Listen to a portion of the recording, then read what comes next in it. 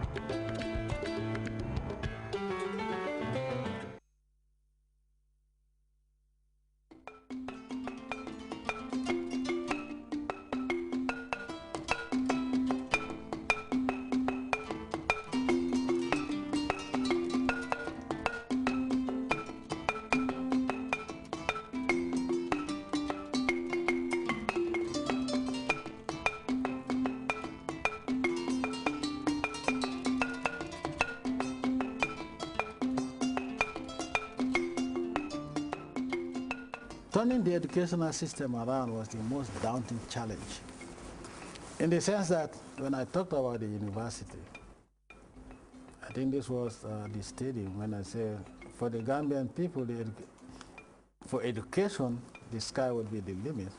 Everyone, oh, who is this little soldier? This boy is just an adventurous. And nobody took us seriously. Produced 340 units. It says that the premium bonus is 75% of time. You know, fish is reddish. Yes. And chicken too is reddish. Yes. Now, how do you do the three? How do you do the three? You have chicken, you have fish, and you have vegetable. The Gambian education system is a model in the region. And people are beginning to come to see how we are doing it. And I want to say that it's all about teamwork and the political commitment that we have, as education is a high priority for the government of the day. The Gambia's education system has experienced tremendous transformation in recent years in response to emerging needs and changing circumstances. The current strategy devised by the government emphasizes access, quality, and relevance. It encompasses the broader objectives of gender equity, targeting poor and disadvantaged groups, cultural diversity, as well as science, mathematics, and technology. Since 1994, the education system in this country has seen great transformation and a lot of effort put in to make sure that we are where we are today. And the priority is to make sure that we make education accessible to every child, make the education system relevant to the needs of this country and the citizenry, and also to make sure that the education we provide is of quality. So there are three core things that the education system is looking at as pronounced in our education policy, and that is access, relevance, and quality. Increased public expenditure on education has led to marked improvements in overall national enrollment figures, which continue to grow steadily. This is more pronounced among girls who had previously suffered exclusion engendered by traditional beliefs and practices. But the Gambia has been able to minimize the factors against girls' education, especially in retaining young female students. I am a beneficiary of His Excellency the President Empowerment for Girls' Education. My IT and web design course was paid for. It reduced the burden on my family, so I'm grateful to the President. There is a national policy ensuring the provision of free education for girls, supported by a vibrant presidential initiative known as the President's Empowerment for Girls Education Project. These efforts are being reinforced by the Education Department and charities such as the Jami Foundation for Peace by providing scholarships to students from poor families. In terms of gender equality, we have attained gender parity at the basic level, that is the primary and the upper basic level. And what made that possible is the establishment of the President's Empowerment of Girls Education Project under the Office of the President, and also the establishment of the Girls Education Trust Fund, which got initiated indeed by His Excellency the President too. And we have the Angels Trust Fund. So these trust funds, as well as the Jame Foundation for Peace Scholarship Program, and indeed other agencies that provide scholarships to girls in this country, have made it possible for more girls to come into the system, and that is how we attain gender parity at that level. A conducive learning environment for girls in the country is also built upon a strategy to create girl-friendly school systems, which encourage the recruitment and deployment of female teachers, especially among poor rural communities. You cannot talk about quality in the absence of the qualified teachers. And what we have been able to do is to make sure that we provide incentives for teachers, to make sure that those teachers that are qualified, all of them don't stay here in the urban area.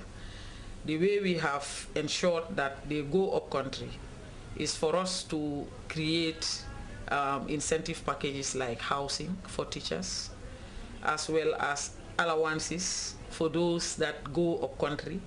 So if you go to the remotest parts of this country, you enjoy an allowance of up to 40% of your salary.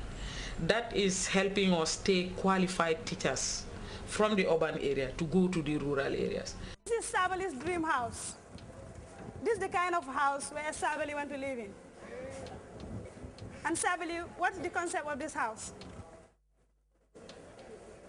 You have not finished your work yet? Okay. The attainment of basic and secondary education by every Gambian child remains a priority for the government, which has taken a more active role in early childhood development. It is all geared towards enabling children to learn, communicate, and develop with the necessary support and guidance.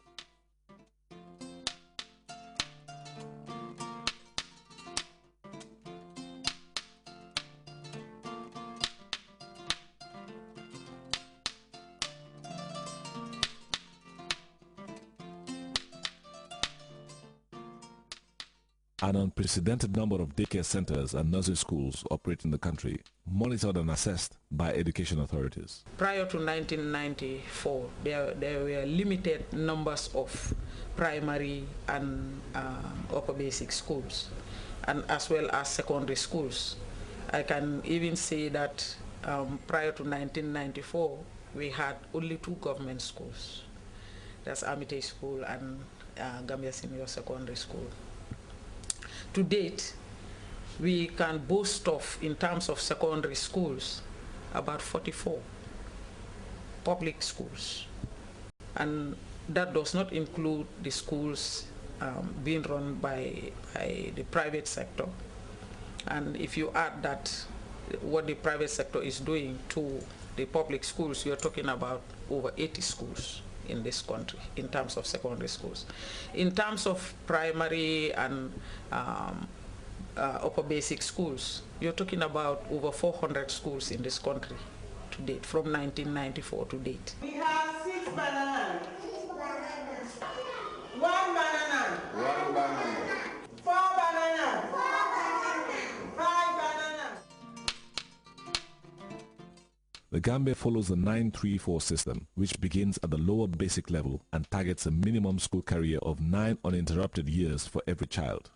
This level is considered the ground layer of the country's educational foundation. 1, 2, 3, 4. Again. 2, 3, 4, 5. Put your hands together for her.